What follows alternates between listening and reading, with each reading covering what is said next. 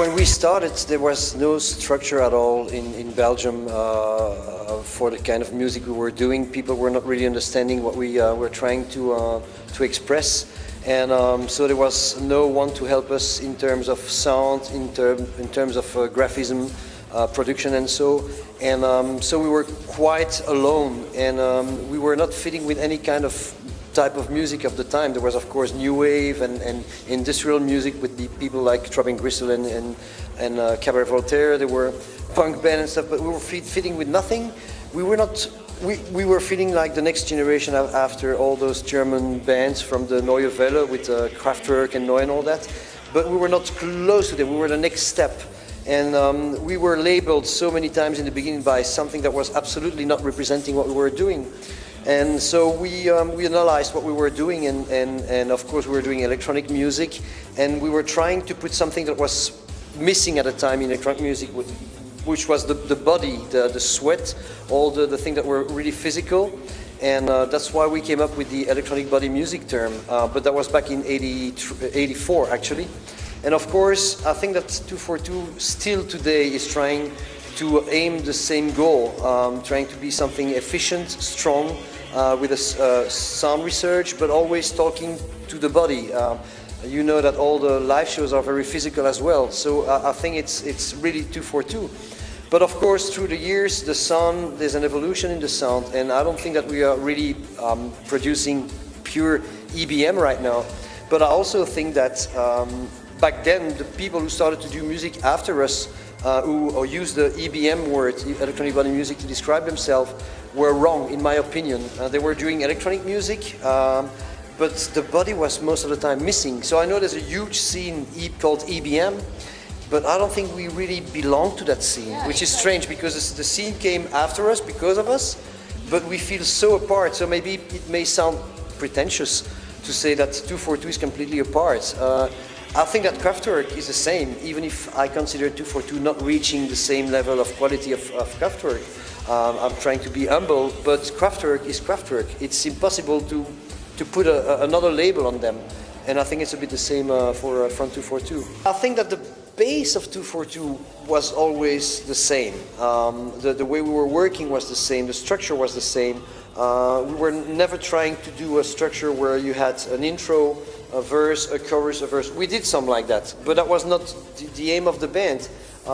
We were trying to put sounds together, more like a collage, trying to find a theme coming out of the song. Sometimes it would be just a bass line or a sample, and on that theme said, okay, what can I say about it? What is interesting in the news or in the media right now, or in the history of mankind, that I could put on those sounds.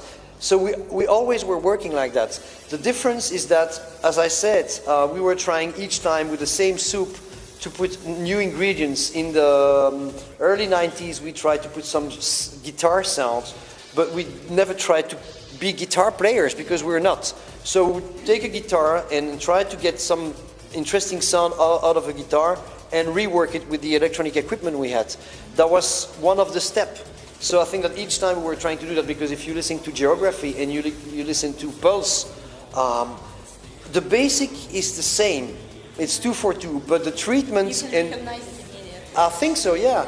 And the treatments would be different, the production would be different, and probably the energy is different because there was 25 years between those two albums. But it's still, to me, the same soup. The same soup. The good thing about 242, and we can't explain it, but it's a fact. It's true that we were playing Mera Luna, and we played a Wave Gothic Treffen in Belgium, which is basically, those festivals are basically gothic, industrial, dark festivals, and we fit there perfectly because, as you said, we have an audience there. On the other hand, we can play in the same country in Germany in a rave where it's only techno DJs. Yeah. We can go play down in Spain, in places like Monegro, which is one of the biggest electronic techno festival, where you have DJs from pure techno, hardcore techno to house music, and we fit there perfectly too. So I don't know, is it because the range of sound that 242 is producing that we can reach different mentalities of people? We even once played in a big heavy metal festival in Germany where all the bands were long hair and guitar, and we were just, no, I'm serious. And we didn't know why the promoter did that. And we, of course, there were a few people who were not happy with it, but most of the crowd reacted the right way. We have no explanation for that.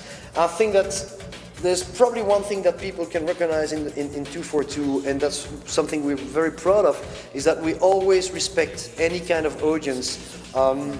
Because when you do music, any artist is always expressing himself for himself. You don't do music when you start to say, I'm going to sell it to 1 million people. You do your music because you're excited, because you like what you do, and you try to do it the best way because you want it to be good. After that, of course, the process of putting it on the market, when you put it on the market, it's there for everyone. And when someone pays a ticket to come and see you because they like your music and they want to feel something strong, if the audience is a gothic audience or a punk audience or whatever, 242 is there. What is great about being in a band and doing music like this that is reaching different kind of people everywhere in the world is that we travel. And what is good about traveling is meeting different kind of people, different culture. We're so happy to be here now. It's the first time playing in Budapest. And after so many years, we finally got a chance to reach the audience here. And you learn from traveling and meeting people, and we are open. It's the same in art. It doesn't mean that I like everything, but I'm open to everything. I try to be aware of everything that goes on. I'm not always successful of finding something that I like, but at least I'm trying. And as you said, when I turn on the radio, it's also depending in which country you are and what kind of radio station you turn on. But we're lucky in Belgium we have national radio, and the programmation, the playlist of those radio are so good. They can, especially like Saturday afternoon, I have 5 hours of music on a national radio where they can play tunes from the 70s to up to now, from R&B to hardcore techno, but it's so clever, well done, that I'm feeling good. And it can be a simple song, house track, and then something like Sigur Rós, something more complicated, and then something hard, and then something like with melody, and I feel comfortable with that. The big time of 242 is kind of behind us, and we know that.